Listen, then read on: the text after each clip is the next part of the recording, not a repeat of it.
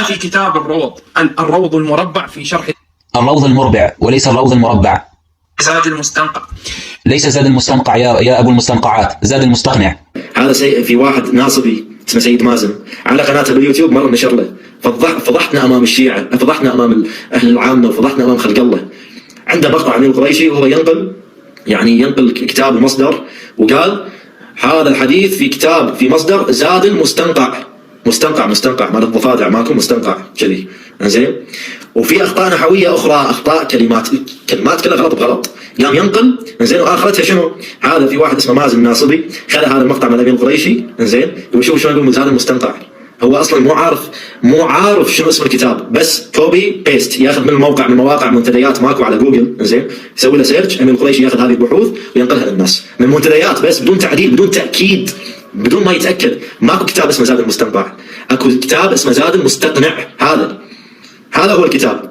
فهذا يعني هذا واحد ناصبي قام يعدل حق هذا الشيعي صاحب العمامه، وتفشل اخر شيء، ما ادري حذف المقطع ولا ما حذف الان امين القريشي، فقام ينقل من منتديات بس. فشفتوا الفضيحه شلون تبي تسوي الكتاب بحوث؟ انت من صدقك تتكلم يعني من كل عقلك، انت بحوث امام اهل العامه ما تقدر تجيب، انت من منتديات كلها غلط بغلط. شلون صارت فضيحه وفشله يعني الناس كانت تضحك. شنو زاد المستنقع؟ مستنقع شنو؟ واخر شيء الناس اكتشفت انه هو ماخذ من موقع من منتدى معين، وقام يعني يلقن نفسه، وخذوها النواصب ويتكلمون ويعيبون على الشيعه وعلى العمامه اللي انت لابسها فوق راسك، لو تشيلها افضل. الا لما تعدل من لسانك عدل بتسوي الكتاب المستدرك. عجيب. من أسخف التحديات التي يمكن أن تسمعها في حياتك هو هذا التحدي. أتحداك تثبت لي أمام الناس كلهم الموجودين من كتب سنة أو شيعة مخالفة تقبل بحديث سند صحيح إن حليمة مرضع النبي، بحديث صحيح، تفضل، من السنة والشيعة. أتحداك والله اترك التشيع، تفضل. حليمة السعدية مرضع للنبي، اثبت لي برواية حتى لو من السنة سندها صحيح متواترة إن حليمة مرضع النبي. والله الكذبة هذه قد افتريت على النبي. سؤال آخر، المشكلة ليست فقط في سخافة هذا التحدي، المشكلة أنه ربط دينه على هذا التحدي، وهذا يدل على أن دينه رخيص عنده جدا. إن حليمة مرضع النبي بحديث صحيح، تفضل، من السنة والشيعة. أتحداك والله اترك التشيع. وأنا سأجيبه عن تحديه الفاشل بشرط أن يبقى على دينه وألا يترك التشيع. فلو تركت التشيع يا علاوي فمن للطالبات المهدويات في المجموعة الخاصة؟ من يختبرهن من بعدك وأنت الخبير؟ ويساعدني في هذه الحلقة في الجواب عن هذا التحدي الفاشل المقنع ذو المنخار. الآن قد يسأل سائل ويقول: من أرضع رسول الله صلى الله عليه وآله عند الشيعة؟ شاهدوا أعيان الشيعة المجلد الأول،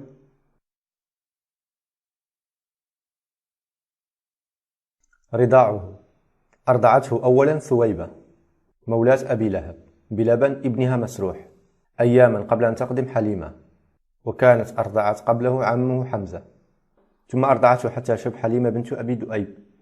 فهل ستقول يا علاوي أن المقنع جاهل بدين الشيعة وأن حليمة لم ترضع النبي صلى الله عليه وسلم؟ والله الكذبة هذه قد افتريت على النبي. وأما إن أردت رواية فهناك الكثير. في كتاب منتهى الآمال في تواريخ النبي والآل لعباس القمي في المجلد الأول في الفصل الثالث في أحواله صلى الله عليه وسلم في أيام الرضاع والطفولة، في حديث معتبر عن الإمام الصادق قال: لما ولد رسول الله صلى الله عليه وسلم بقي أياما دون أن يؤتى له بلبن يتناوله، فقربه أبو طالب إلى صدره فأرسل فيه الحق تعالى لبنا، بقي يرضعه أياما حتى استطاع أبو طالب الوصول إلى حليمة السعدية وتسليمه لها. فهذا الحديث المعتبر كما يقول عباس القمي، وهو حديث رواه الكليني في الكافي، يقول فيه جعفر الصادق أن النبي صلى الله عليه وسلم رضع في أول أمره من ثدي عمه أبي طالب، ثم دفعه بعد ذلك إلى حليمة السعدية. ويقول فوزي آل سيف في كتابه أعلام من الأسرة النبوية صفحة 102: بناء على الرواية المشهورة فقد تم ارتضاع النبي من حليمة السعدية، والتي يظهر من كثير من علماء الإمامية عدم ردها، فهذه هي الرواية المشهورة أن النبي صلى الله عليه وسلم رضع من حليمة السعدية. يقول في الهامش: فمن الروايات ما يستفاد من رواية الكافي بشكل غير مباشر إن رسول الله صلى الله عليه وسلم أتته أخت له من الرضاعة، فلما نظر إليها سر بها وبسط ملحفته لها فأجلسها عليها، ثم أقبل يحدثها ويضحك في وجهها، وهي معتبرة، أي هذه الرواية معتبرة بناء على أن الوارد فيها عمار ابن خباب أو عمار الدهني، وأخته من الرضاعة في هذا الحديث هي بنت حليمة السعدية كما ذكر الشراح. وأما في أقوال العلماء من المتقدمين فقد ذكر الشيخ أبو الفتح الكراجكي في كنز الفوائد رضاعه بقوله: وشرف الله تعالى حليمة بنت أبي ذؤيب السعدية برضاعه وأخصها بتربيته، وكانت ذات عقل وفضل، فروت من آيات فضله ما يبهر عقول السامعين، وأغناها الله ببركته،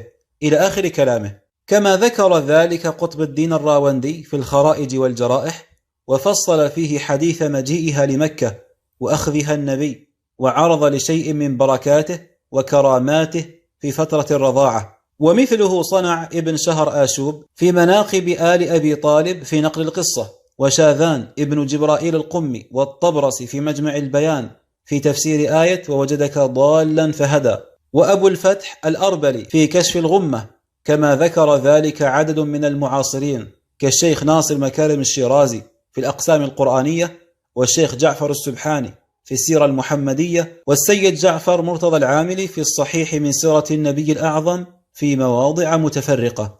فكل هؤلاء ذكروا هذا الأمر المشهور المسلم به، أن حليمة السعدية هي التي أرضعت النبي صلى الله عليه وسلم بناء على روايات صحيحة في كتاب الكافي. وبعد هذا كله يأتيك هذا الأخرق بكل صفقة وجه ويتحدى: أتحداك تثبت لي أمام الناس كلهم الموجودين من كتب سنة أو شيعة مخالفة تقبل بحديث سند صحيح إن حليمة مرضع النبي، بحديث صحيح، تفضل، من السنة والشيعة. أتحداك والله تركت شيء.